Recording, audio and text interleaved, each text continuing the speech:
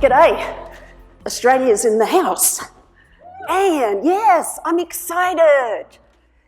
I'll be the sugar to wake you up kind of thing. Usually I'm a little more acidic, but today we're totally going for energy because I am going to zoom through these slides really rapidly, and that's okay. Sadly, I have to leave straight after the talk.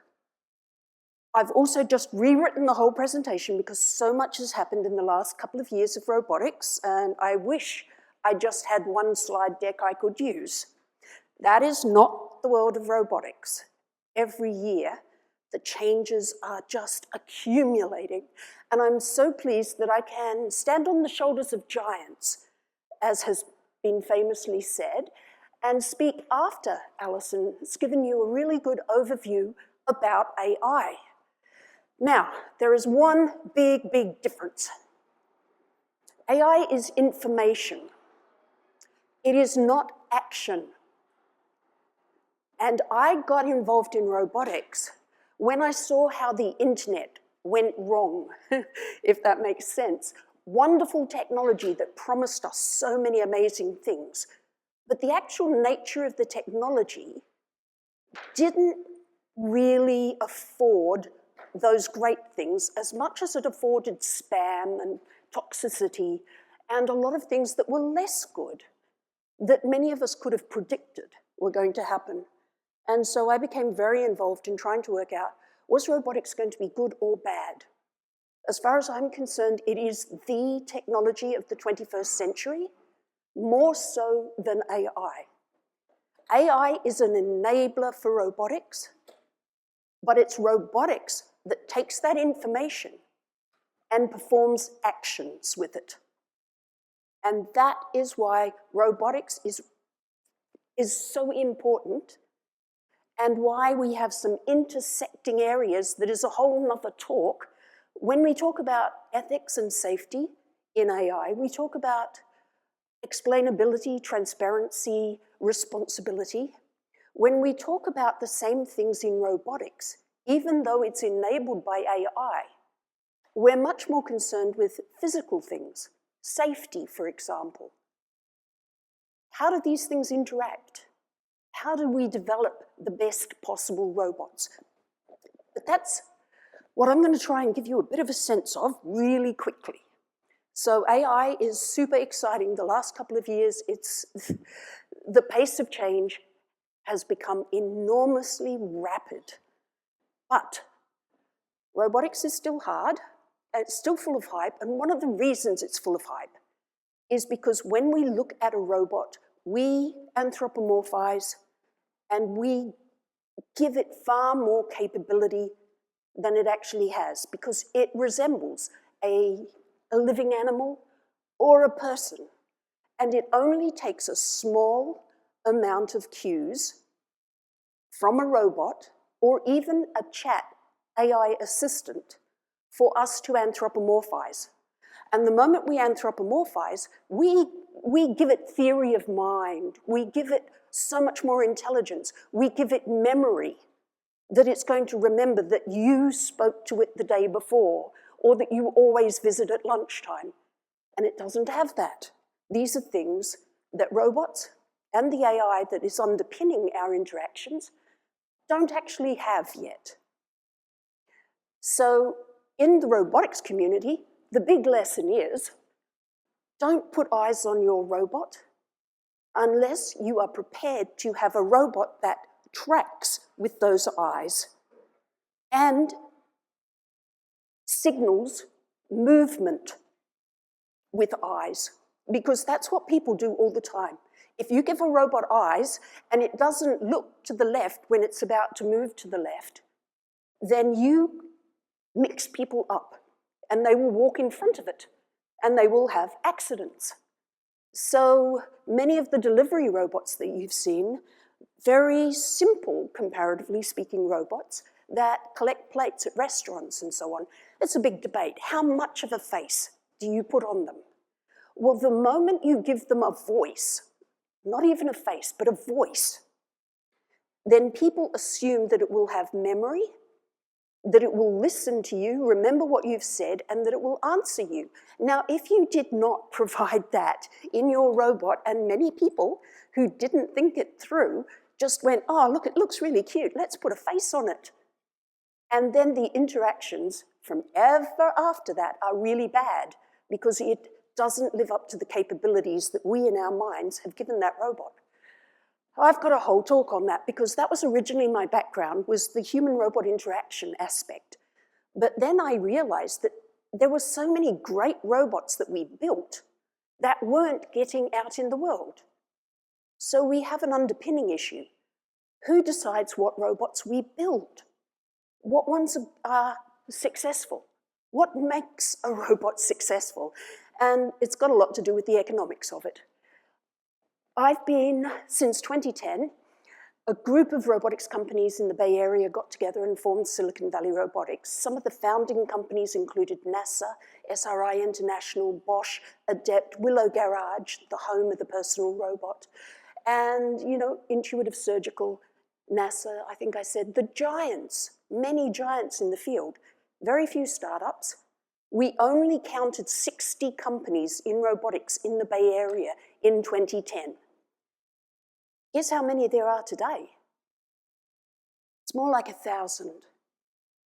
Not only that, but where is the world's center of robotics? I'll give you a clue. You're looking at it. Silicon Valley area, the whole Bay Area, Northern California, in fact, is the global center of emerging robotics technology. Not old industrial robots, though.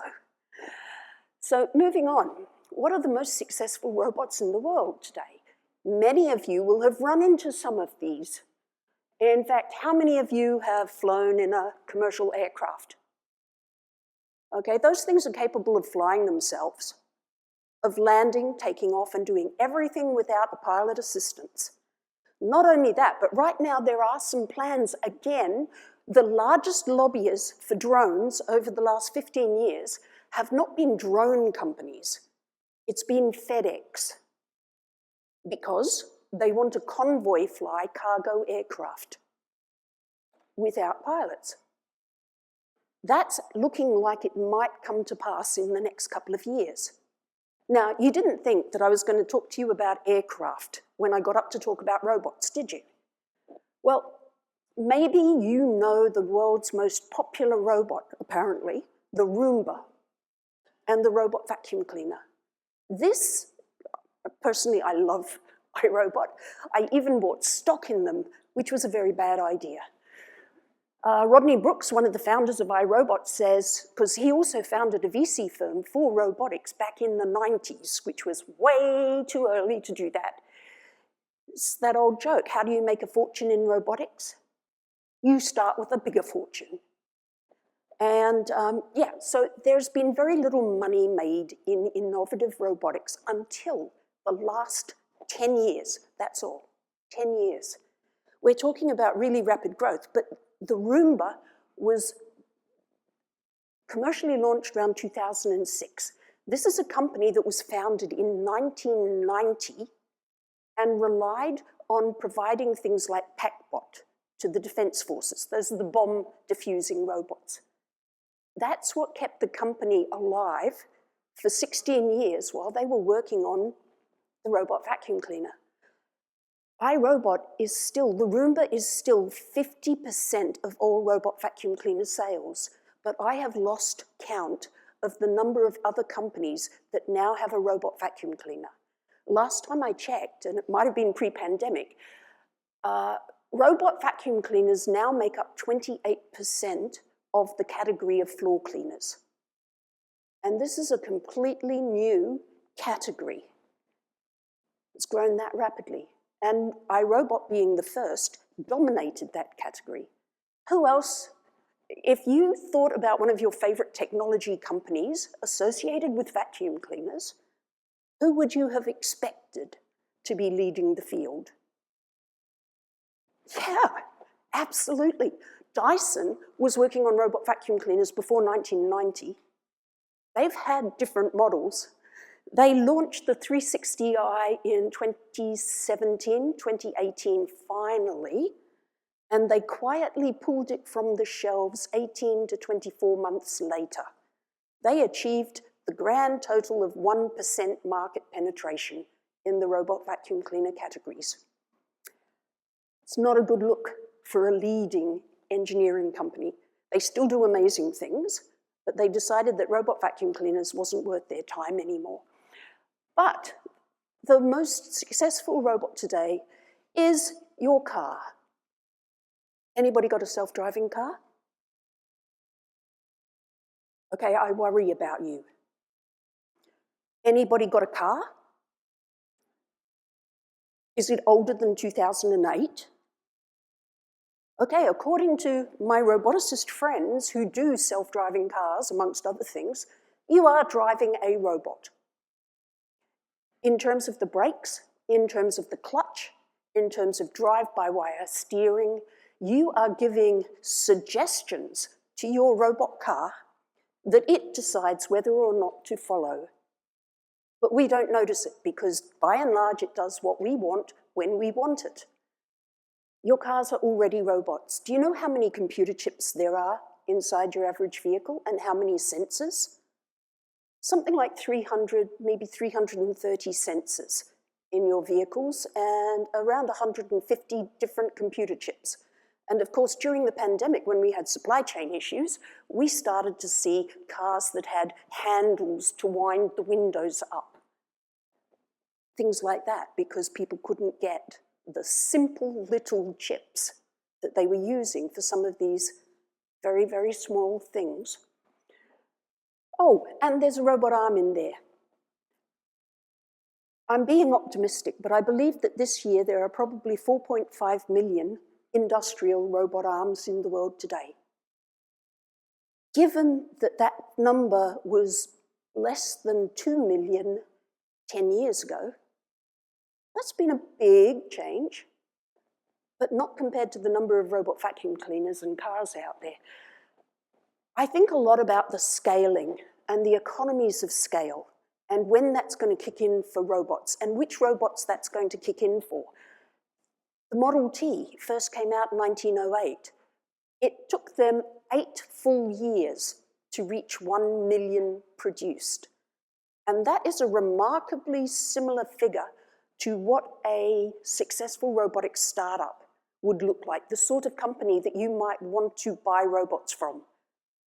Don't get too invested if their company is less than 5 years old, but don't wait till they're 15 years old. You are seeing real companies scaling by the time they're reaching 8 years old. So we look for those indicators. Global funding of robotics. Now, this is a cumulative chart. The blue is how much money is being invested through equity into robotics globally. The red is how much of that is being invested in US robotics companies.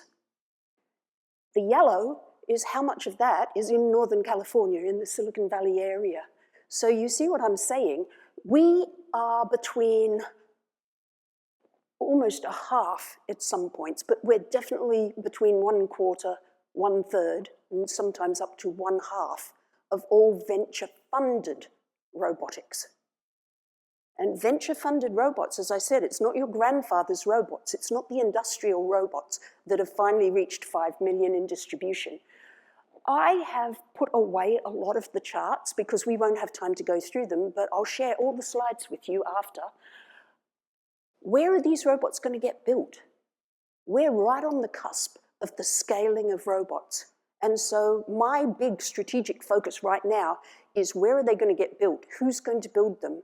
And on the bright side, a lot of them are reshoring to the United States and being built locally.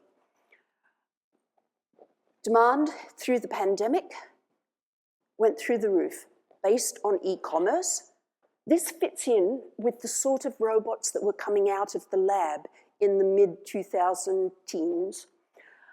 So yes, we know e-commerce has had a pretty big impact post-pandemic, but it's because those robots were ready to leave the lab a good 5, 6 years earlier. This is what the big players in e-commerce have when it comes to robots. This is Amazon, you know, Kiva Systems. One of the others was FedEx, I think. And I think this is Ocado using AutoStore. The giants are all in on robots, and that means Walmart as well as Amazon. And they're trialing drone deliveries, but behind the scenes, like Ocado, they're thinking about how much they can automate the movement of goods everywhere. And this is where you look to see what robots are coming down the commercial pipes towards you. Not necessarily turning your whole facility into an automated facility, but I will point out that micro-fulfillment for pocket retail and also for ghost kitchens, this is becoming more and more of a thing. Take a new facility and build it for automation from the very start. This is becoming viable, and maybe that is something to consider, but I'm going to tell you what the low-hanging fruit is first. So vision. If you only do 2 things, or one of 2 things, vision, get vision into your facilities, get connectivity into your facilities. These are the low-hanging fruit. Now, not only, if you deploy robots, the robots are usually going to be bringing connectivity and vision with them, and they need those things to work. But if you don't want to automate yet, you can still pave the way for it by becoming digitally connected and by introducing vision, which can help with quality processes of all sort. Don't try this at home. Seriously, this was never the right way for us to launch self-driving technology on the world. It's fine for Mars rovers. It's fine for lunar landers. You know what else this technology is also fine for? Food delivery. Self-driving cargo, not self-driving cars.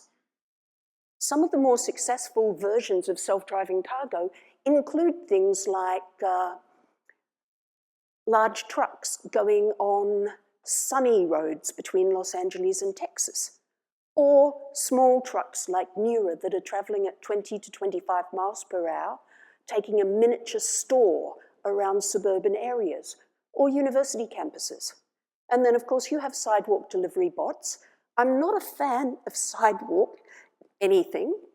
I think we crowd our sidewalks without thinking too much about people that need to use them. But in terms of a technology that has proven itself, delivery robots are the thing, and most of them are in factories, warehouses, and retail. Originally, these started in hospitals. Back in the 80s and 90s, the first mobile robots, well, they were the autonomous guided vehicles then. They were being planned for elder care. They became commercialized in hospitals, primarily, moving things like large trays of meal trays and laundry, things that were too heavy for staff. This picture I like, even though it's slot cars, really it should probably be something like railway. The difference is the old style robots, they were on tracks. They had fixed routes that they couldn't deviate from. All they could do would be to stop if there was an obstacle. Today's mobile robots, the self-driving cargo that I talked about, is using vision and artificial intelligence and LiDAR and a whole range of affordable sensors and affordable intelligence to reroute themselves. So what you can do now is say, go to the coffee shop. And that can be the label that you have for it. You can even say that with voice, go to the coffee shop. And en route to the coffee shop, to whatever you've got it doing, if it runs into obstacles, it can choose another route to get there. Or someone can see it with a more urgent need and they can say, stop, go back to the store. This makes very flexible robot scheduling possible. This is just a little bit about what are the differences specifically. I'm going to move much faster. I tried to categorize what sort of robots we had right now and what the limitations were. I think multitasking is still quite a way off, but I've had to reduce how far off I think it is because we are getting closer. I think today's robots are capable of single tasks in a way that they really weren't. They used to be caged in factories. Now they can be, comparatively speaking, in the wild, capable of doing real work. So let's hear some more about what these robots are and how this is relevant to senior living.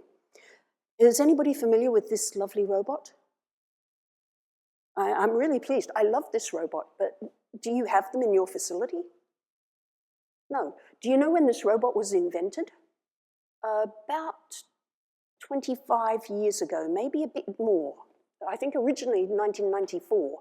It was first commercialized in 2005, or 2003, the first Paro, $8,000. Over and over again, we saw great success in trials, but then facilities had to give them up again because they couldn't afford them. That is unethical. If they are delivering value to people, they shouldn't have to go away. That doesn't happen in health. But I also look at that and go, why does that robot cost $8,000?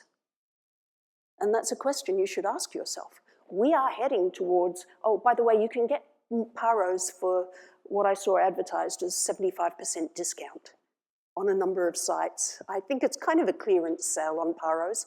And there are a number of robot pets out there.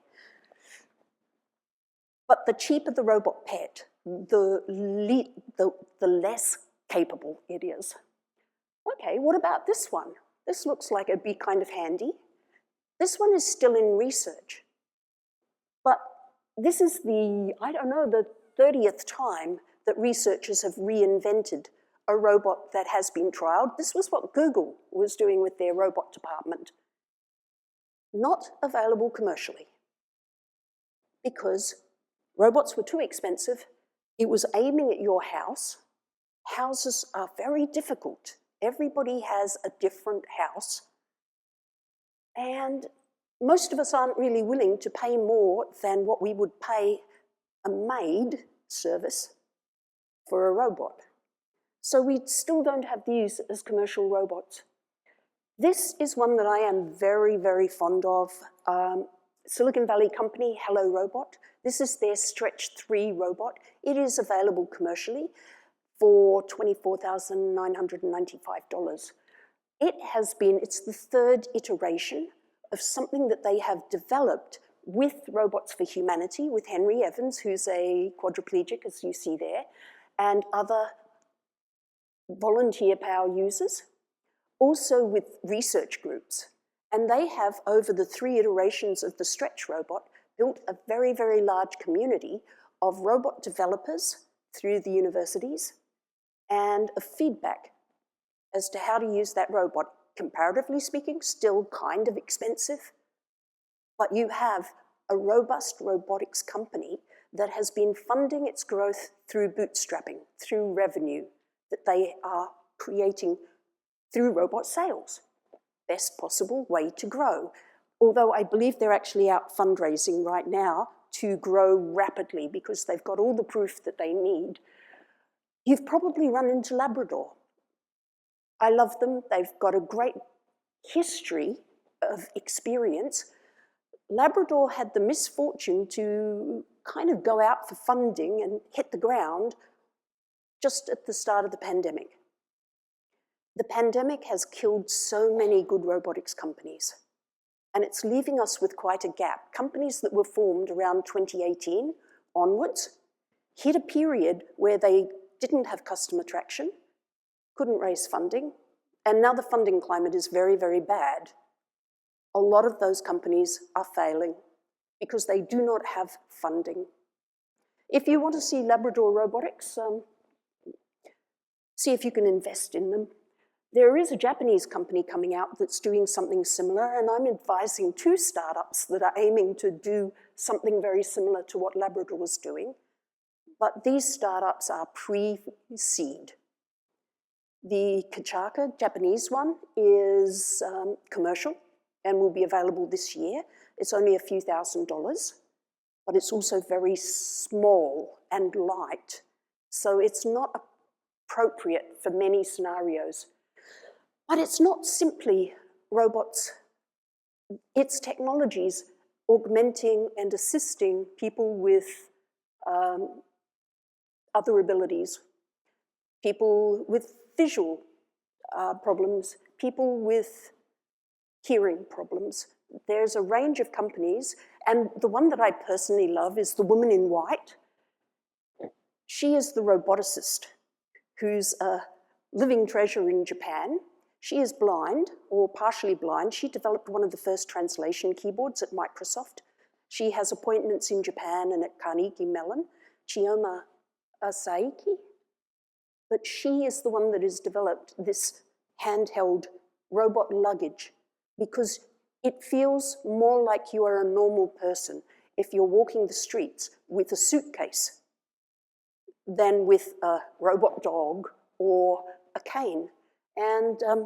But I could talk, and that's self-driving, biped AI, self-driving technologies put into a harness so that it can tell you, just like your car theoretically could, where you're going and what's in front of you. Also, exosuits, powered clothing, exoskeletons, and it's really great to have someone who worked at Seismic here.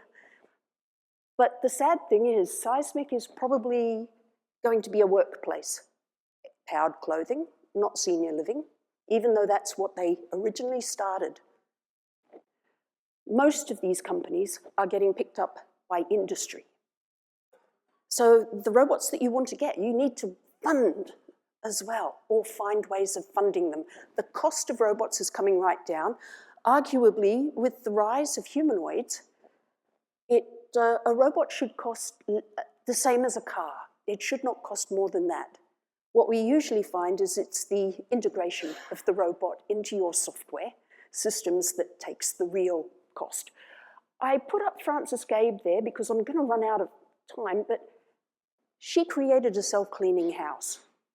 She was a cantankerous old engineer, and she hated housework. So she built a house that cleaned itself. And if you don't mind living in a house that hoses itself off and then blasts hot air through it, then you can also completely automate everything. Do you want to, though? And that's why I did want to, she's one of my heroes, but at the same time, it's a real learning point. I've got 1 minute left, and I've got a few things. Yes, soft robotics. Oh, this is Toyota's Punyo. Punyo has fixed arms, but it has inflatable bladders on the arms and on the chest so that it can use the full body to hold grocery shopping or to hug you. This is from my favorite robot documentary, Big Hero 6. Okay? That was based on the research being done at Toyota Research Institute, at SRI International, and at Other Lab. It's real robotics research turned into a movie. Another thing that's happening, okay, we think, oh, that's pretty good, isn't it? LimX came out last year. This is what quadrupeds can do now. So they're putting the humanoids on notice because you can have legs, you can have wheels, and you can pick up stuff. So originally, Agility Robotics was in partnership with Ford to do things like this last mile delivery. Not happening now. They are working with factories, they're working with Amazon, they're working with a whole heap of other retailers now. And I'm putting this in because this is actually the signs of a commercially ready robot. It can fall down and survive it. It can get itself back up again. And in fact, I believe that less than 1 fall per robot per shift. It's really good productivity figures. We're seeing a lot more robots. Benchmarking through the RoboCup at home is very good. PAL is a great company, but what you notice here is this is sped up a little bit, isn't it? And so my primary message is, don't believe all the videos. These robots could be teleoperated. There could be someone standing out of frame with headset on, controlling what is happening. It might not be autonomous. It might also be sped up a lot. Oh, this is Toyota and Motley have this idea of, let's put the robot arms up in the ceiling so that they can move around. It's another useful space thing. I'm going to have to hurry up. 1X, and 1X is still using wheels on their robots. They have deployments at security companies through ADT. But they changed their name to 1X because they swore they would never put out a video that wasn't running at 1X real-time speed, which is not what every robot company does. So I thought I'd put that in, and as I said, my big question today for our association is, how do we get these robots built? They are ready, and there are not just 1, 2, or 3 humanoid robot companies out there. I am tracking 41 humanoid robot companies out there, and China is funding. China wants to produce 1 million humanoid robots by 2025, and they are investing in that. The cost of these robots should be less than a car. Many of them are aiming at being less than 30 kilos, and we formed a standards group to talk about what would be considered safe in a robot like this. Now, I don't want to say that you should have humanoid robots in your facility, but they are maturing rapidly. There will be a lot of them, and that's one of the reasons that instead of creating a self-cleaning house, we put in a robot that can do 1 or 2 of the jobs that a person could, when you have trouble getting people for those jobs. And that is the period of robotics that we have just entered. It's already here, I know that, I see it. It's not evenly distributed, as William Gibson said. How do we get those robots to you? How do I know, we'll move on, the takeaways. How do we make the robots that you need? Because I advise startups all the time, and a lot of the time they're like, well, I want to build a this, and I can do that, and I can make it like this. And I say, but who for? And they go, well, I don't know. I was thinking this would be good for elder care. And I say, have you tested it? I don't know where to contact. How do I test it? What robots do you need? What robots do you want? Can we get them for you? Please contact me. And thank you very much. This has been great. Thank you very much.